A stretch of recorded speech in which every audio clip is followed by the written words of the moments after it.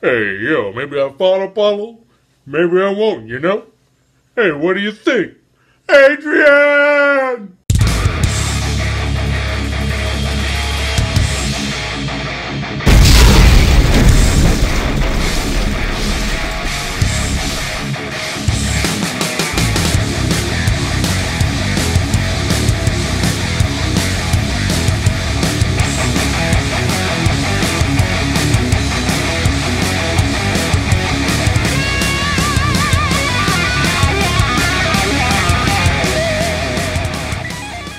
What's up, movie lover badasses? Fat Samurai Guy here with Lady Fat Blood, and today we're going to review Creed.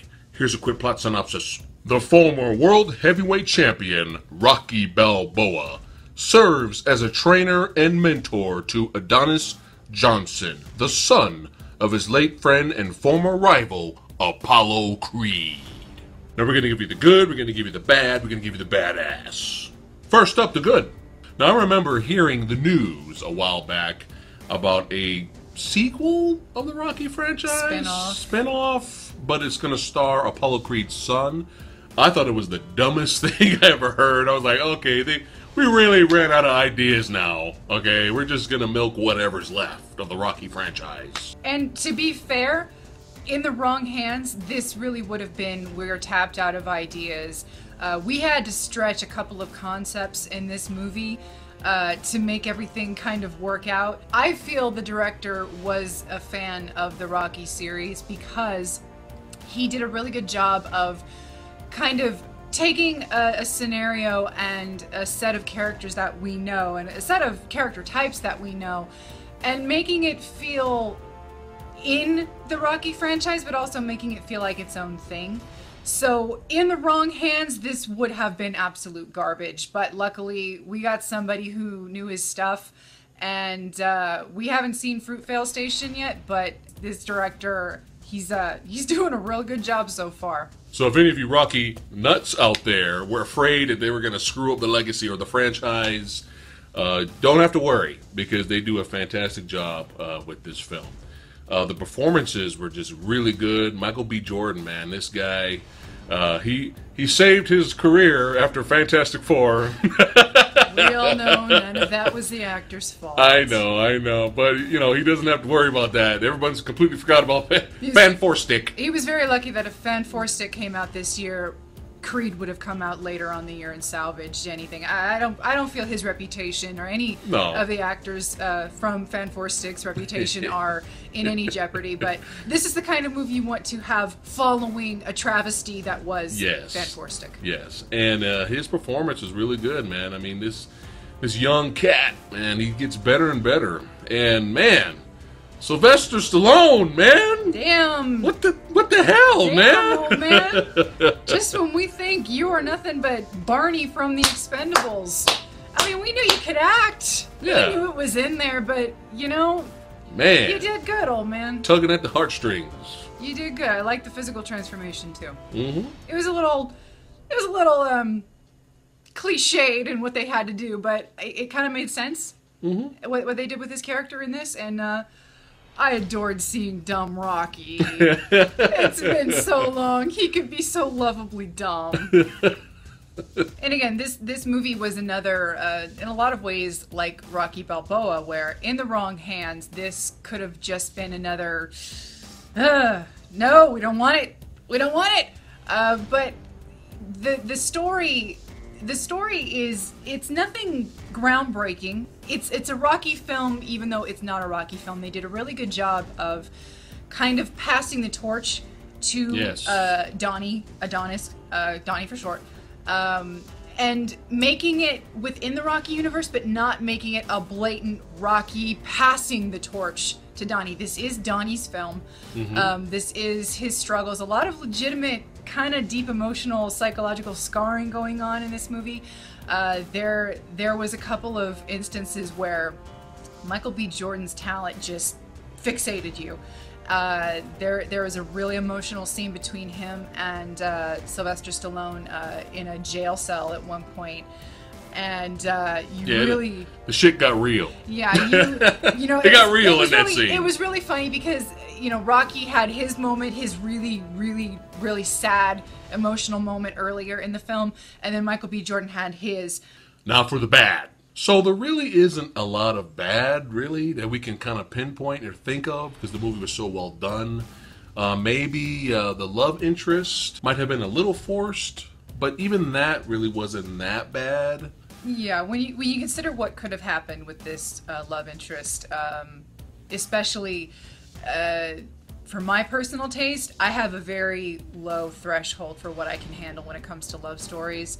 In other words, I can't really handle them at all. I can't stand the contrivances. I can't stand how forced they are, how unbelievable they are, yeah. and to expect somebody to get invested into something that you cannot believe in, it's asking a lot, especially for someone as cynical as I tend to be, I guess.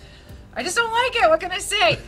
And the first words out of this girl's mouth, her Bianca character, I was like, "Oh, kill the bitch," and then she would flop to being sympathetic and relatable, and then she'd go back to being kill the bitch, and then she'd go back to being okay. And by the end of it, it could have been worse. It could have been much, much worse. Yeah. A lot, like you could point out, and this could be considered a bad, is the predictable nature of the story. But this was completely in the perfect hands to tell this predictable story with the predictable love interest and the potential bitch die bitch love interest. So because it was in the caring and right hands, anything that could have been bad really was turned around, and ultimately nothing that could have been bad hampered the film because it did pull out of itself, and it was done with such care. Yeah, we're grasping here. We're really nitpicking. Yeah. There's really not that much bad. Maybe for those of you that are thinking this is a non-stop action punch fest, Oh, no. might be a little disappointed. This is more of a story-driven, character-driven film. Despite the usual training montages in the film, you get about 2 major boxing fights, which may disappoint some people who were expecting a non-stop boxing fight fest. But like I said, we're nitpicking here. And now for the badass. What? What? A director that knows how to film fight choreography? What? No stupid shaky cam? Ridiculous overdone shaky cam? No super zoomed in, can't see shit? What? We can actually see the movement? We could see the fight choreography? Mind blown, I'm stunned. We had 2 really nice boxing pieces, as he said. So during the first fight, I was a little scared, just a little bit, because the way the director filmed it, it was very close quartered, it was very in each other's faces, and then about a minute in, I realized this fool was doing a continuous shot. Now, there was a really good chance, because of the way they would zoom into somebody's back or zoom back out, that it was probably edited to where it possibly seemed like it was one take. But the beauty of it, it was seamless. It looked like it very well could have been one take. And the entire fight, you followed from the beginning of the fight to the breaks in the round, to the guy in the corner, and then to coming back and fighting until the very end of the fight.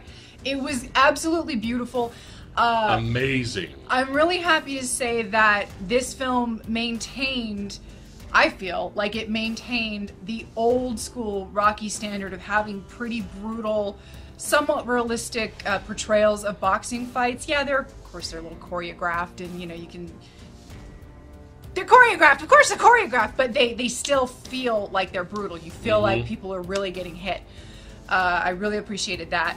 And then there was another shot where Michael B. Jordan is sparring in the back, waiting for his next fight to start. And you get the sparring, and then you get the twirling around with the camera, and it's all one take, and then you see them walk out up into the ring, and it's really beautiful. Again, even if it wasn't an actual continuous shot, it was edited seamlessly so that it appeared so, and it looked great. So, Baby Creed's first main fight was my favorite out of the film, but the main event fight was still very well done. I mean, there was a really good toe-to-toe shot where they're just throwing back and forth, and Baby Creed is up against the ropes, and he's just like, fuck it, we're just gonna throw. Screw it, we're just gonna throw back and forth. And during this throwing back and forth, seeing who's got the bigger balls, okay, the camera beautifully zooms around all of it, and you get every single hit and arm movement, and it's just beautiful, man. I mean, this is some of the best filmed boxing sequences I've ever seen.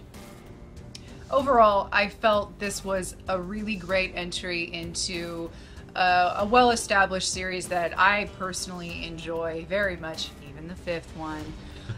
It fit right in. It was a really great passing of the torch, keeping an old property in Rocky, but also introducing a new, easily likable, easily relatable character that you really rooted for this kid. You really want this kid to kind of grow and pull out of his really not so great past. I even enjoyed his mom, the mom character in this. She ended up being okay. I understood why she was angry the way she was throughout the film, but by the end she really she pulled a really cute mom maneuver at the end, and everybody ended up coming out doing a really good job in this movie, and it takes its place as one of the better Rocky films without being necessarily a Rocky film, and now we have a reason to see Creed Part 2. Yeah. I'm all for a sequel. So we give Creed 4.8 out of 5 stars. Alright, that's it for today's review of Creed. Let us know what you thought of Creed in the comments below. And if you enjoyed this video, hit that like, share, and subscribe button, and we'll see you next time.